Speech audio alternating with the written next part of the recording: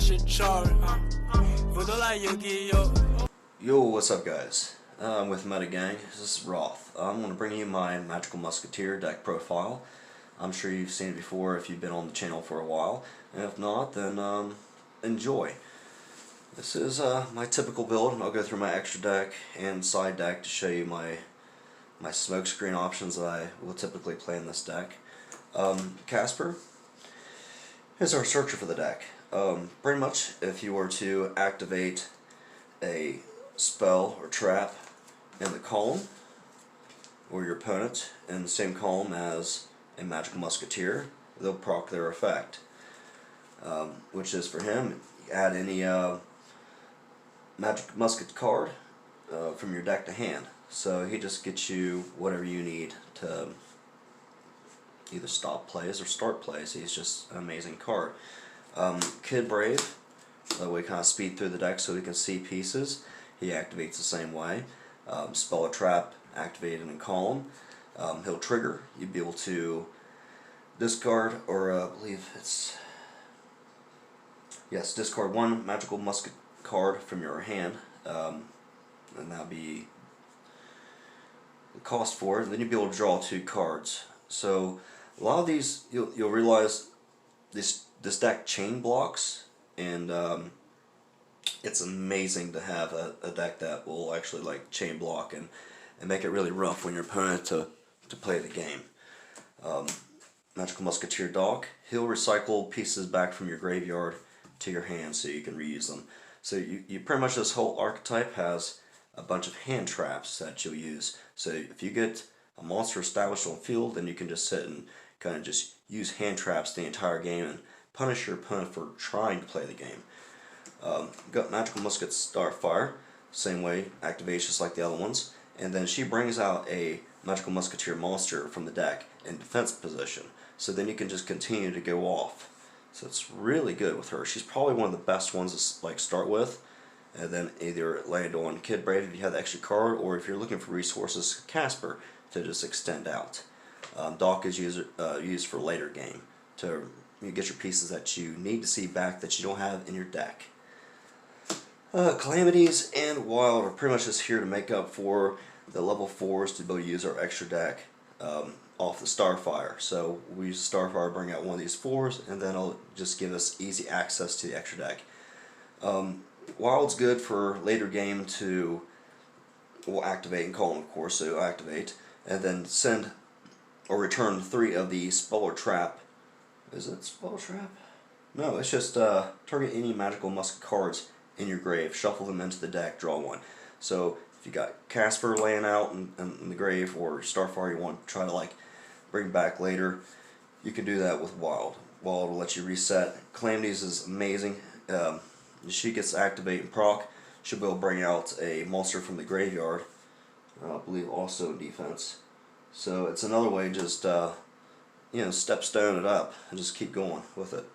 Now, not Magical Musketeer monsters, but excellent monsters to have, or hand traps. Dino Wrestler Prankatops.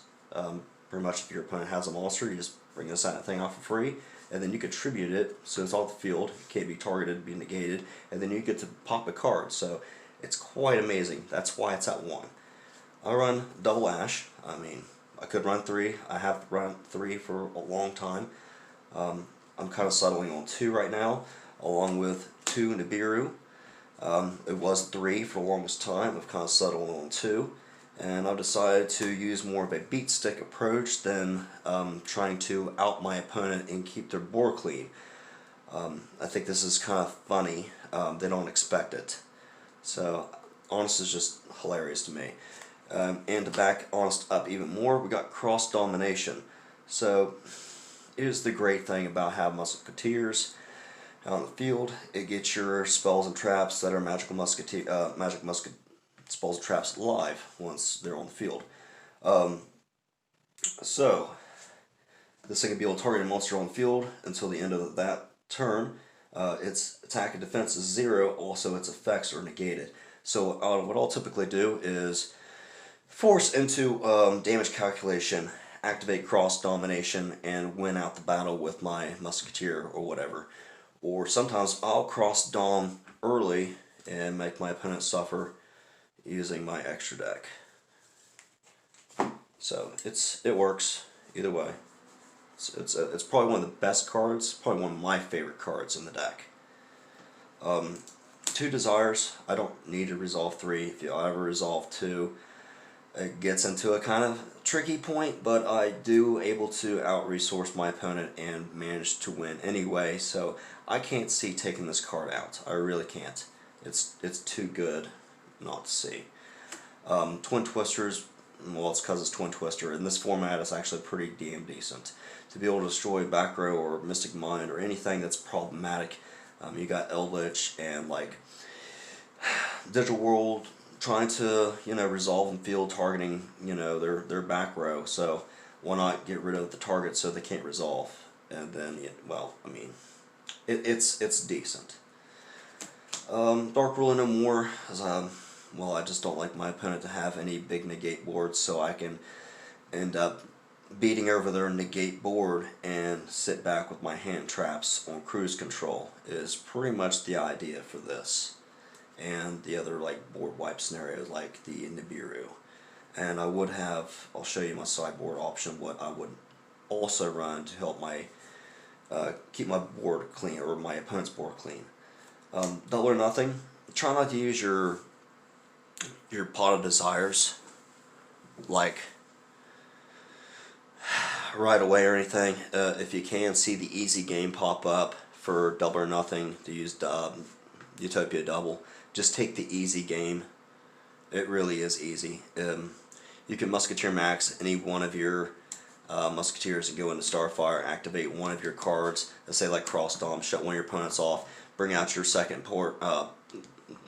second monster you need, and be able to overlay Utopia Double and just win. It's really just the easiest thing ever. Upstart Goblin, because it's just free in this deck. We use it to proc our Magical Musketeer monsters, and then we only get a search and what they do, plus we get a draw. So we definitely want this card in here. It's just too good not to have, just like Desires. Desires under Kid Brave is like a +4. It's really, really good. Monster Reborn, because a lot of times if they end up outing our normal summon Musketeer, or whatever Musketeer that actually needs a stick on board for us to actually play the game, Monster Reborn is probably one of the better cards, even though it is slow. You need to have it so you can have a Magical Musketeer card on the field, or at least monster. Regeki, because, well, normally you're only establishing like maybe 1 or 2 Magical Musketeers, and then the rest of you're banking on your hand traps and be able to control the situation. So Regeki is going to help you control the situation, just like Mind Control. Is Mind Control still legal? It's been a minute since I've done this. Profile, I'll have to check the list again on that. Sorry for that, guys. Should be on top of my game more than this. Desperado. Yes, I always sing the song Desperado. This thing's awesome. Just target a face-up card on the field, destroy it. Spot destruction. I think it's amazing, especially in this format where you got continuous cards, field cards, and MST negates. I mean, so why not take the, to the next level. Dancing Needle. Snipe 3 cards out of the grave. Just, get rid of them so they can't resolve. So if we're playing against BA, PK, Fire, anything that needs resolving grave, so we've got Nan in there trying to activate, we can snipe it out. I mean, it's just, Dancing Needle is probably one of the greatest trap cards, especially like, depending on what format we're in. We always want to run it at 1, so because we can always search it and see it, but depending on what format, if we're heavy into like graveyards, then Dancing Needle is like the way we want to go. We really want to play it. We really want to see it. I'll play 2 of the, no, you can't do that, counter trap. So activate Spell Trap. This is a counter trap, negate the activation, and if you do, destroy it. So it pretty much shuts down everything right there. Nobody really has a counter trap to stop the counter trap, so we're usually good on that part. Let's go into sideboard action. So you've got another Nibiru. Yeah, we play 3 Nibiru and we play 3 of the Evenly. Now this is typically what we would normally play in the deck to make sure our opponent cannot establish a board, or if they do, we can just get rid of it. So we can have like our 1 or 2 monsters and just control the entire game.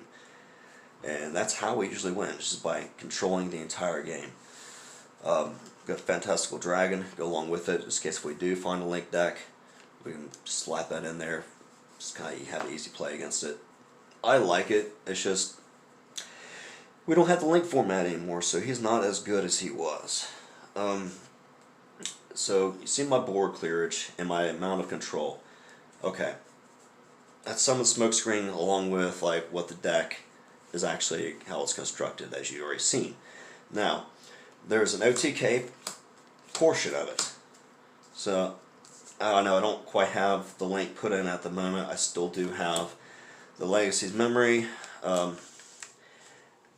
This could be expanded on a little bit more, but this is a very easy OTK push. So, typically, you would have your link monster out, and or your spell card down or trap card down. You can just bring these out easily. These will activate your effects, bringing another one out, so you can just have a big beater on field and be able to attack. Good for game. Crooked Crown give you an additional summon. So it's going back to the Magical Musketeers, where they can block out your opponent's column and get an additional summon. So I don't think it's a normal summon, but in this case, a special summon of a musket. So this is be able to great to just drop a musket card on your opponent on their turn, so you can have a way to control. Got Fiendish Deal. Fiendish Deal is just be able to protect our stuff. It's usually very slow unless you see a matchup where they're going to actually spot pop and destroy your stuff a lot. And then this is actually good, kind of like sideboard to slap in. And besides that, I feel like these are a little bit slow, but they can be used in certain matchups if you're a very smart player. Ancient Sacred Wyvern, I think it's just funny. You can pop every once in a while. The King Caesar, it's okay protection, and card destruction because I don't know. I just just overlook that one. Let's go to extra deck. 3 Magical Musketeer Max. Now, this thing is amazing. This is what we needed for the deck, so we can actually go second and play. So if our opponent has an established field, if they got monsters, we bring this thing out. We can add as many spell and traps up to the amount of monsters they have. Or if they got a bunch of spell and traps, we can summon that many monsters from the deck up to the amount of spell and traps that they have. So this thing can just push amazingly. Either add spells and traps to your hand or add monsters to your field, so you can just punish your opponent just immediately with this card resolving. Hip Hop Shogun to give our lights an extra 500 and to be able to recycle our Magical Musketeer Max for long grind games, so we give our 4th copy. Borsor Dragon, which will pop up a good bit if you'll have that OTK potential, because this deck doesn't really OTK a whole lot unless we make cards like this or Utopia Double. This deck just controls everything, controls the entire game. So that's the reason we have the Utopia Lightnings in case of the Utopia Double fail, so we can go into Utopia for the Utopia Lightning and have some type of beat stick, or that 5 grand with the potential to, win the battle phase, which is nice. Which is right here, I'll show you. We have Babushka with Magical Musketeer Max.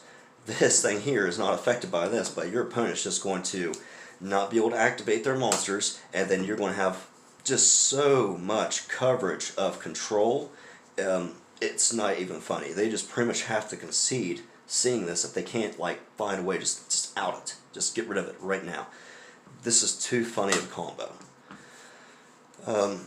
So we got Gallic Granite. Of course, we got Nibiru in the decks. I mean, you got Gallic Granite to go into as an option. Normally that's not what we do. If we're good for the OTKs, we want Gaga Samurai. If we're worried about some matchups, Abyss Dweller, this is kind of lackluster anymore. Yes, we go to game 3, we can sideboard the Gaga Cowboy and be able to, push that little bit of damage if we have to. This is kind of there. I've never been able to actually use it. I'm always able to keep more advantage. Anytime I'm not being able to keep more advantage of my opponent, I've already lost. so there was never ever any point of trying to play this card. In theory, I thought like it might work, but it's just so restricted when you get down to where you just don't have like the ways or means to control. You've already lost. So it was like, if you're trying to dump this out, there's probably something better, or this is just, you've already lost. It was just like, why? But I thought it was neat, so I put it in there anyway. And then this guy right here. Excuse me. Oh, once per turn, either player's turn, you can detach one material from this card. Target one dark card. Okay, that doesn't matter. If this card battles an opponent's monster during damage calculation, you can detach one material from this card. Make this attack card unable to be destroyed by that battle. Destroy the opponent's monster that battle it after damage calculation. So the reason why this is in here, especially sideboarded, is to be able to put out against certain matchups for a certain monster that I know I just can't quite beat around and get around. And this will allow me to do it going into battle, non-targeting, and to destroy. I know the scenario doesn't come up a whole lot. It did like a year or so ago when I first made the whole thing. But I hope you guys enjoyed the deck, the sideboard, the extra deck, and hopefully I dropped a little bit of knowledge on you guys. And peace out. Like and subscribe to Metagame. Do it. Hit the bell icon. Flavor in, just some flavor in. Let me see you, just some flavor